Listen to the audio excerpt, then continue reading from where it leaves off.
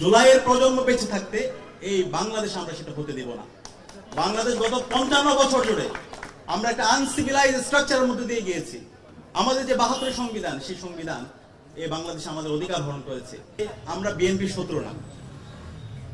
আমরা বলতে চাই বিএনপি ঐতিহাসিকভাবে তাদের শত্রু এবং মিত্রকে চিনতে তারা ভুল করেছে। তারা তাদের শত্রুদের দ্বারা পরিচালিত হয়েছে, পরবর্তীতে পুরো দেশকে, পুরো জাতিকে সেটার জন্য কঠিন মূল্য দিতে হয়েছে। এবং আজকে আমরা দেখতে পাচ্ছি জুলাই বিপ্লব পরবর্তী বাংলাদেশে যে ঐতিহাসিক সুযোগ এসেছে, যে সংস্কারের, যে রাষ্ট্র প্রকল্পের, যে নতুন বাংলাদেশের, সে বাংলাদেশ ব্যাহত হওয়ার মূল কারণ হচ্ছে আজকের যে বিএনপি, তারা তাদের শত্রু দ্বারা পরিচালিত হচ্ছে। আজকের যে বিএনপি, তারা আবার ভারতের প্রেসক্রিপশনে বাংলাদেশ রাষ্ট্র পরিচালনা করতে চায়, তারা আবার শিলংয়ের প্রেসক্রিপশনে বাংলাদেশ পরিচালনা করতে চায়, যেটা পুরো জাতিকে অনেক বেশি হতাশ করছে। তো আমরা বিএনপিকে অনুরোধ করবো, এখনো সময় আছে, আপনারা সংশোধন হন। আমরা চাই এই জুলাই বিপ্লবকে আপনারা ধারণ করবেন এবং এই জুলাই বিপ্লবের আকাঙ্ক্ষাকে ধারণ করে এই নতুন বাংলাদেশ বিনির্মাণ করবেন। এই শত্রুর প্রেসক্রিপশনে যদি আপনি পরিচালিত না হতেন, তাহলে তো এই রাষ্ট্র সংস্কারের যে অধ্যাদেশগুলো আছে সেগুলো তো বাতিল করার কথা না। গুম প্রতিরোধ ও প্রতিকার যে অধ্যাদেশ, সেটা বাতিলের যৌক্তিকতা আমাদেরকে একটু বলেন। এখন পর্যন্ত বিএনপির ইলিয়াস আলী গুম অবস্থায় আছে, এখন পর্যন্ত সুমন ভাই গুম অবস্থায় আছে, অসংখ্য রাজনৈতিক নেতৃবৃন্দ তারা গুম অবস্থায় আছে। তাহলে যে রাজনৈতিক দলগুলো, সরকারি দল, বিরোধী দল, বর্তমান সংসদে যারা আছে, সবাই গুমের ভিকটিম।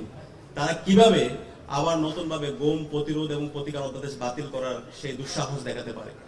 আমরা একই বিষয়ে দেখতে পাচ্ছি মানবাধিকার কমিশন অধ্যাদেশ বাতিলে তারা সুপারিশ করেছে।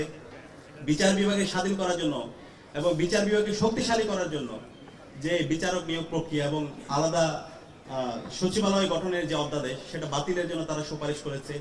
সাংবিধানিক প্রতিষ্ঠানগুলোকে আরো শক্তিশালী করার জন্য যে অধ্যাদেশগুলো আছে, সেগুলোকে বাতিলে তারা সুপারিশ করেছে।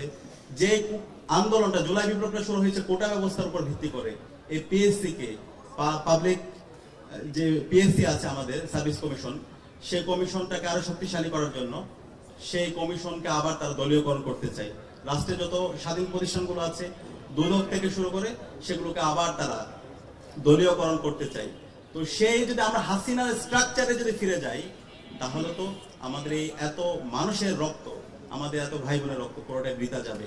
সুতরাং আমরা জুলাইয়ের প্রজন্ম বেঁচে থাকতে এই বাংলাদেশ আমরা সেটা হতে দেব না।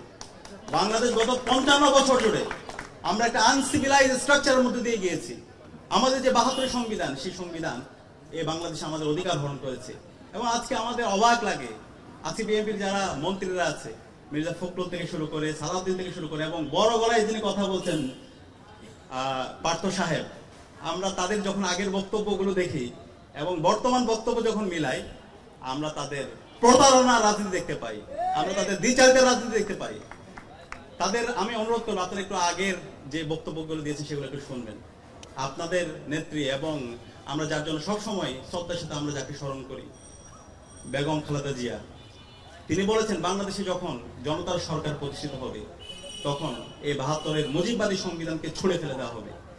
এবং আমরা আশা করেছিলাম সেই ছুঁড়ে ফেলে দিয়ে আমরা নতুনভাবে রাষ্ট্র প্রকল্প বিনির্মাণ করব।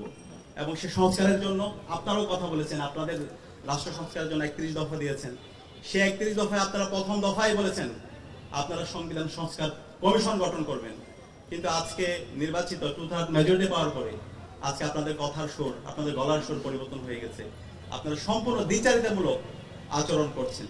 সুতরাং আমরা আপনাদেরকে অনুরোধ করব, এই শহীদদের সাথে আপনারা প্রতারণা করবেন না।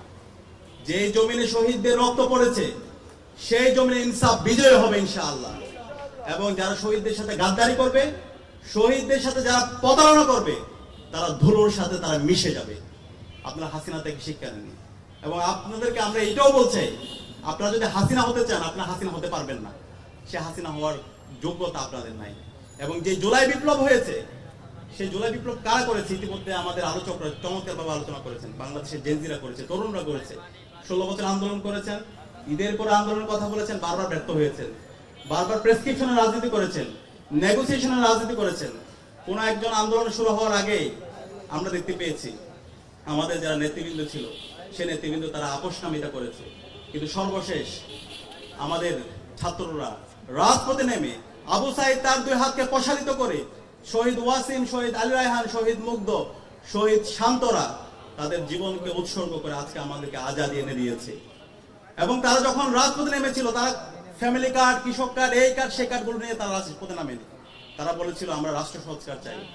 তারা বলেছিল রাষ্ট্র মেরামতের কাজ চলছে, সাময়িক বা অসুবিধার জন্য দুঃখিত। আজকে এই রাষ্ট্র মেরামতের জন্য, এই আমাদের রাষ্ট্রকে নতুনভাবে ঢেলে সাজানোর জন্য, ফেসিবাদী কাঠামোকে বিলুপ্ত করার জন্য যে জুলাই সনদ হয়েছে, এবং জুলাই সনদে আপনারা ঐকমত্য হয়েছেন, এবং আপনাদের প্রস্তাবের ভিত্তিতে গণভোট, এবং গণভোট আগে হওয়ার জন্য আমরা প্রস্তাবনা দিয়েছিলাম, রাজনৈতিক দলগুলো প্রস্তাবনা দিয়েছিলেন। তখন আপনারা বলেছেন না, একই দিন হতে হবে, এবং একই সময়ে একই নির্বাচন হলো, একই অধ্যাদেশে নির্বাচন হলো, জাতীয় নির্বাচন এবং গণভোট নির্বাচন। সেই নির্বাচনে 70% দেশের নাগরিকরা তারা গণভোটে হায়ের পক্ষে তারা মতামত দিয়েছে, সংস্কারের পক্ষে তারা মতামত দিয়েছে, এবং সে অনুযায়ী সংস্কার পরিষদ গঠিত হওয়ার ওখানে শপথ নেওয়ার কথা ছিল, এবং 180 কার্যদিবসের মধ্যে এই সংস্কারগুলো এবং অধ্যাদেশগুলো বাস্তবায়ন করার কথা ছিল। কিন্তু আজকে আমরা তাদের বিভিন্ন ধরনের তাত্ত্বিকতা শুনতে পাচ্ছি, তারা আমাদেরকে হবস ল রসুল গল্প শোনায়। এই ধরনের দ্বিচারিতার রাজনীতি এখন চলবে না। আমি স্পষ্টভাবে বলি যে জুলাই বিপ্লব জেনজিরা করেছে, তারা আগামী বাংলাদেশে আরো 50 বছর তারা বাংলাদেশে থাকবে। আপনারা কিন্তু চলে যাবেন, যে বুড়া জেনারেশন আছেন, যে মুরব্বী জেনারেশন আছেন, আপনারা কিন্তু চলে যাবেন। এখন আপনারা কি চান আপনারা ঘৃণার পাত্র হিসাবে থাকবেন, নাকি আপনারা চান আপনাদেরকে সারা জীবন শ্রদ্ধার সাথে স্মরণ রাখবে?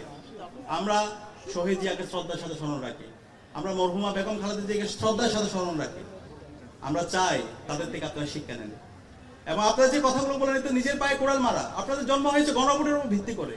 আজকে আপনারা এটাকে সাংবিধানিক বাধ্যবাধকতার কথা বলছেন। আপনাদের কথাগুলো আপনারা একটু শুনবেন। এই আপনাদের কথাগুলো শুনে সুস্থ মানুষ না, পাগলও হাসে। সুতরাং এখনো সময় আছে, আপনারা দ্রুত সময়ের মধ্যে অধ্যাদেশগুলো বাতিলের সুপারিশ করেছেন, তা থেকে আপনারা জনতার যে দাবি, শহীদদের যে দাবি, শহীদদের আকাঙ্ক্ষার আলোকে এই সংস্কার জুলাই সনদ বাস্তবায়ন করেন, এবং জনগণের যে ম্যান্ডেট সেই গণভোটকে আপনারা মেনে নেন, এবং মেনে নিয়ে সবাইকে সাথে নিয়ে একটা নতুন বাংলাদেশ নির্মাণ করেন। এটা খারাপ লাগে আমাদের জন্য, আমি শেষ করছি, যে এত রক্তের পরও 55 বছরে এত রক্ত দিয়েছি, জুলাই বিপ্লবে আমরা এত রক্ত দিলাম, এরপরে এসে আবার আমাদেরকে পিছনের রাজনীতি নিয়ে আমাদেরকে আবার ডিবেট করতে হচ্ছে, কথা বলতে হচ্ছে। ভাই, এখন তো আমাদের কথা বলার কথা ছিল নতুন বাংলাদেশ নির্মাণ করার জন্য, আমাদের অর্থনীতি কিভাবে আমরা আরো শক্তিশালী করতে পারি। আমাদের অর্থনৈতিক কাঠামো ভেঙে দেওয়া হয়েছে, আমাদের শিক্ষা ব্যবস্থাকে ভেঙে দেওয়া হয়েছে, আমাদের সংস্কৃতিকে ভেঙে দেওয়া হয়েছে, আমাদের পুরো রাষ্ট্রীয় স্ট্রাকচারকে ভেঙে দেওয়া হয়েছে। সেটাকে কিভাবে নতুনভাবে পুনর্নির্মাণ করতে পারি, আমাদের যে পররাষ্ট্রনীতি সেটা কিভাবে আমরা আরো শক্তিশালী করতে পারি। কিন্তু আজকে আবার সেই পিছনের রাজনীতির দিকে আমরা যাচ্ছি, এবং সেগুলো নিয়ে আমাদের কথা বলতে হচ্ছে, যেটা আমাদের সবার জন্য একটা কালেকটিভ ফেইলিউর। তো আমরা আশা করব আমরা বিএনপির শুভাকাঙ্ক্ষী হিসাবে আমরা তাদেরকে অনুরোধ করব, সময় আছে, আপনারা যে কমিটমেন্টগুলো দিয়েছেন, এবং সবচেয়ে বড় কথা হলো জনতা যে ম্যান্ডেট দিয়েছে সেই 70% সেই ম্যান্ডেট, সেই রায় আপনারা মেনে নেন, এবং এই নতুন বাংলাদেশ নির্মাণ করার জন্য সবাইকে একসাথে নিয়ে আমরা কাজ করি। আমরা আশা করছি ইনশাআল্লাহ আগামী বাংলাদেশ আমরা শহীদদের আকাঙ্ক্ষার আলোকে নতুন বাংলাদেশ, ইনসাফভিত্তিক বাংলাদেশ নির্মাণ করতে পারবো ইনশাআল্লাহ। এবং সেই বাংলাদেশ নির্মাণ না হওয়ার আগ পর্যন্ত আমরা থামবো না, আমরা আমাদের লড়াই চালিয়ে যাবো ইনশাআল্লাহ। যদি জীবন দিতে হয়, সেই জীবন দেওয়ার জন্য আমরা প্রস্তুত আছি ইনশাআল্লাহ। তো সবাইকে অসংখ্য ধন্যবাদ, আমরা অতিথিদেরকে ধন্যবাদ, এবং সাংবাদিক বন্ধুদেরকে ধন্যবাদ, এবং যারা উপস্থিত হয়েছেন